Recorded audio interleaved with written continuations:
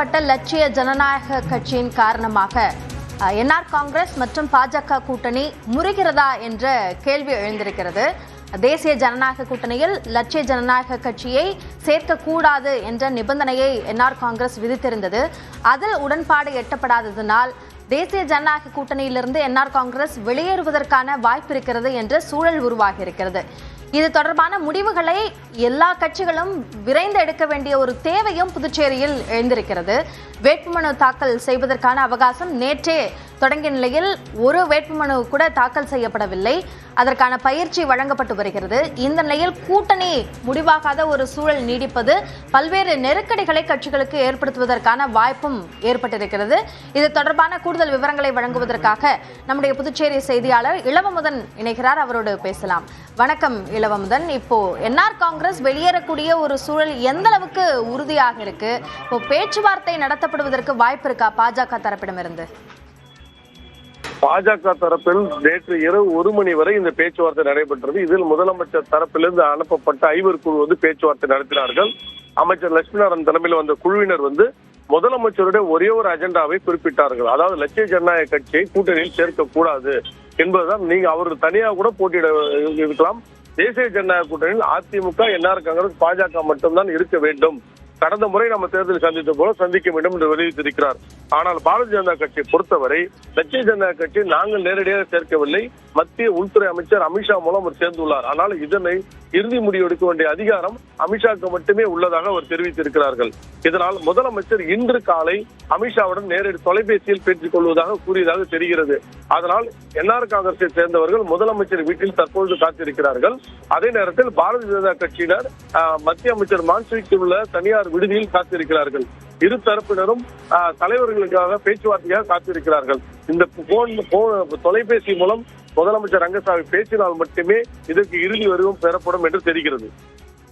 இளவமுதன், புதிதாக தொடங்கப்பட்ட கட்சி கூட்டணிக்குள் இருக்க வேண்டும் என்பதற்காக என்ஆர் காங்கிரஸ் போன்ற ஆளும் கட்சியை இழப்பதற்கு பாஜக தயாராக இருக்கிறதா? இதில் இருக்கக்கூடிய அரசியல் கணக்கு என்ன?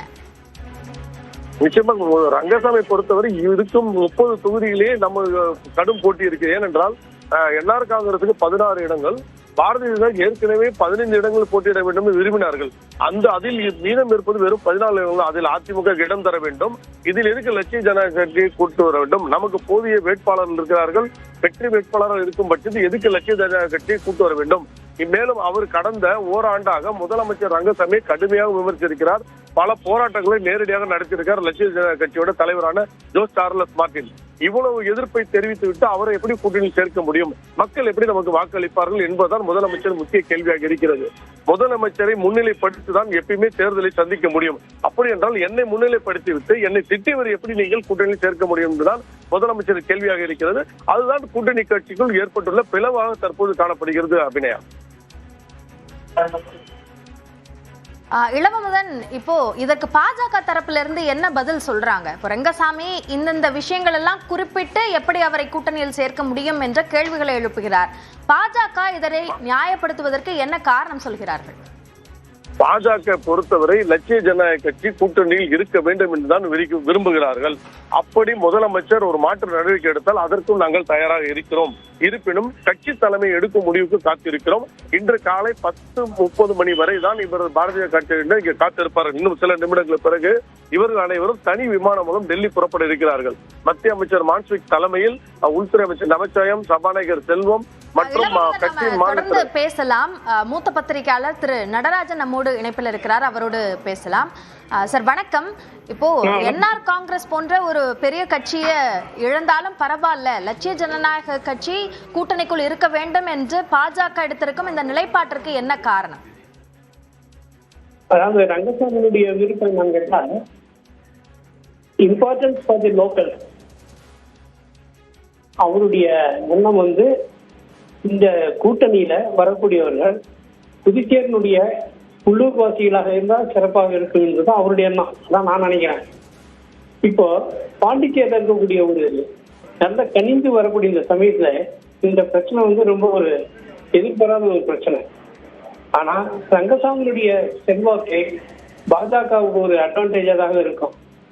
பாஜகவினுடைய ஒரு பிரசன்ஸ் என்ஆர் காங்கிரஸுக்கு ஒரு அட்வான்டேஜா தான் இருக்கும். அதனால ஒருத்தருக்கு ஒருத்தர் விட்டு கொடுக்க முடியாது. இருந்தாலும் இந்த இடையில இந்த பிரச்சனை வரக்கூடியது ரங்கசாமிக்கு, அதாவது வெண்ணெய் திரண்டு வரும்போது பானை உடைந்த கதையாக இருக்கக்கூடாது. அவருடைய எண்ணம் உள்ளூர் வாசிகளுக்கு முக்கியத்துவம் கொடுக்க வேண்டும். ஆகவே அந்த ஒரு நிலையில ரொம்ப பிடிவாதமாக இருக்கிறார். ஒன்று.